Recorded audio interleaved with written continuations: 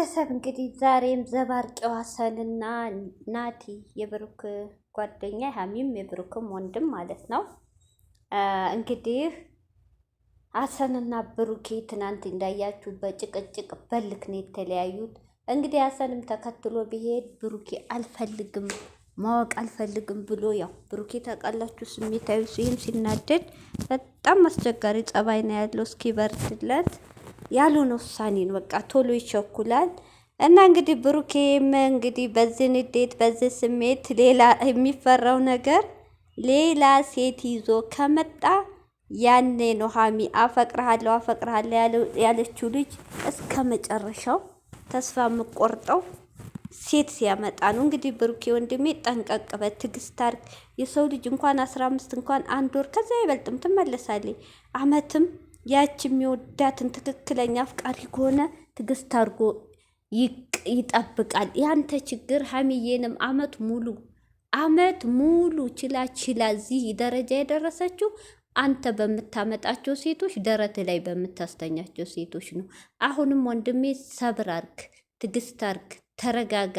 ልትፈትንህ ነው። ሀሰን ትናንት ሲቀባጠር ሚስጥር ወጥቶበታል። ተረጋጋ።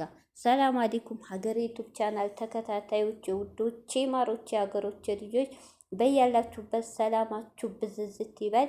እንዲሁም ክርስቲያን እህቶቼ ሰላማችሁ ይብዛ። ዛሬ እንግዲህ ሀሰን ናትዬ እኔ ልለምነው ብሩክ ያለበት ሁኔታ በጣም ያሳዝናል። ስሜታዊ ሆኗል። ስለሚያፈቅራት በጣም እየተጎዳ ነው ብሏል። እንግዲህ ሀሰንን እንደምንም ብዬ እግሩ ስር ወድቄ ለምናለሁ። አንዳንድ ደግሞ ናቲንም ሰምቼለሁ ብሩኬን በልጁ ልደት ላይ እንዴት ምግብ ልበላ መጣ እሷን ትተህ በሚለው ልጄ ሳቀር ቤተሰቤ ሳይቀር ተዘቅዝቋል። እኔ ግን ችግር የለም ከምንድነው አገኘዋለሁ አልናገርም አለ። ይሄ እኮ ነው ስህተቱ። ይሄ ነው ቶሎ ብሎ የቤተሰብ መዘቅዘቅ፣ ህፃን ልጅ መዘቅዘቅ። እውነት ይሄ በጣም የሚደብር ነው። እኛ በሻ ባህሪ በጣም በውስጥ ከመምከር የሰው ሊቅስ መስበር ይቀላል። በጣም ነው ያዘነው። እና ስለዚህ ግን አሁንም ቢሆን ለሁለቱ ለወንድም ለእህቶቼ እንዲለዩ አልፈልግም፣ ብዙ መጽዋዕትነት እከፍላለሁ ብሏል። በጣም ናቲ እንዲለዩ የማይፈልጉ አንዱ የብሩኬና የሀሚዬ ወንድም ነው። እንግዲህ ጸሉልኝ አንድ እንዲሆኑ ብሏል። እንግዲህ እግሩ ስርም ብወርቅ እንዳትሰርቡ ብሏል። ለምን አንድ ሰው ዋሽተህ አስታርቅ ነው። ያን ነገር ለማድረግ ደግሞ ዝቅ ብሎ መገኘት ምንም ክብርን አያሳጣም፣ እንደውም ጥሩነት ነው። እና ስለዚህ ብሏል። እንግዲህ ቀባጥሬው ደግሞ መጥቷል። ዘባርቄው አሰፉ ደባልቄ ያልኩ ይቅርታ፣ ዘባርቄው መጥቷል። እንግዲህ ሀሰን ለምን መናገር እንዳልፈለገ አሁንም በግድ ነው። ኃላፊ አደራ ብለዋለች። እንዳሰ እንደሚለው ማንም እንዲያውቃት አትፈልግም ያለችበትን። ሀሰን እንግዲህ እኔ እዚህ ወላይ ብሏል። እንግዲህ ወላይ ማለት በውሸት በእኛ በሙስሊም 3 ቀን መጾም ነው፣ አይዋሽም ወላይ ተብሎ። ሀሰን የሚለው ያለችኝ ከዚህ ድርጊቱ እንዲማር ነው። እንደዚህ አይነት ነገር አንተ ዝም ብለህ ቁጭ በል እኔ የምልህን አርግ ነው እንጂ ያለችኝ። እንደዚህ ሌላ ሀገር እንደዚህ ቆርጣ መሄዷን አላቅም ነው የሚለው። አላቅም ያወቅኩት ሁሉ ነገር ካለቀ ያን ይሄ ትኬቱ ምንም በቃ በኦንላይን ነው ብላለች። ያን ኩላ ስታረግ ለዛ ነው ብሩኬን ቶሎ ብዬ የጠራሁት እንዲያስቆማት ብዬ ነው የሚለው። ሀሰን ይኸውልህ ይሄን ስነግር ከቤት ማስወጣ ቤት ሆነ ብሩኬን ደውለህ ና ልትሳፈር ነው ብለህ እዛው ቤት ታስቀሯን ነበር። አንተም አይሆንም ሀሚ አትሄጂም ብለህ እንደው በትግል እንኳ ባይሆን ፓስፖርቷን ይህን ስታወራ ደብቀህ እሷ በተኛችበትም መውጣት ትችል ነበር። አየህ እሺ ማለትህ ነው እንደ ህፃን ልጅ እንዴ።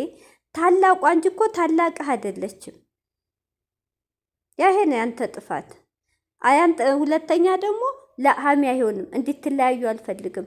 አንቺና ብሩኬ ብዙ ለዚህ ፍቅር ብዙ ዋጋ ከፍላችኋል።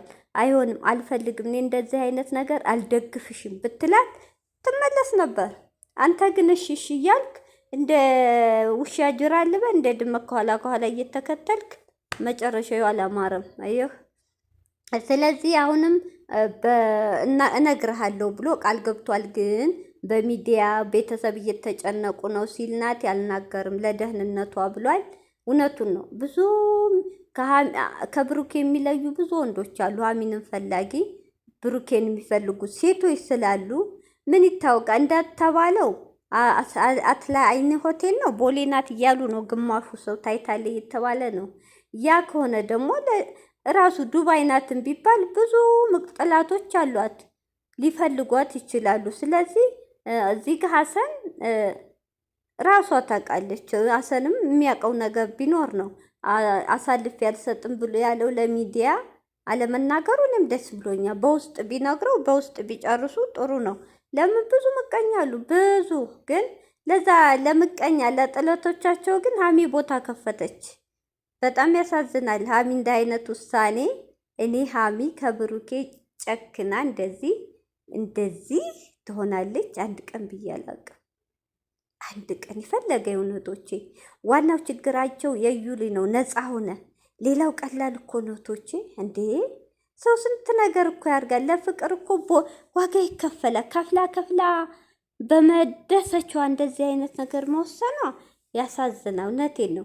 እኔ ያ ሰው አፈቅርሃለሁ እያልኩ ዝም ብዬ ያዞን ባነባ ትርጉም የለውም። አፈቅርሃለሁ ብሩኬ እንዳለው የምታፈቅር የምትወደኝ ከሆነ ጥላኝ አትሄድም ነበር ብሏል። ትክክል።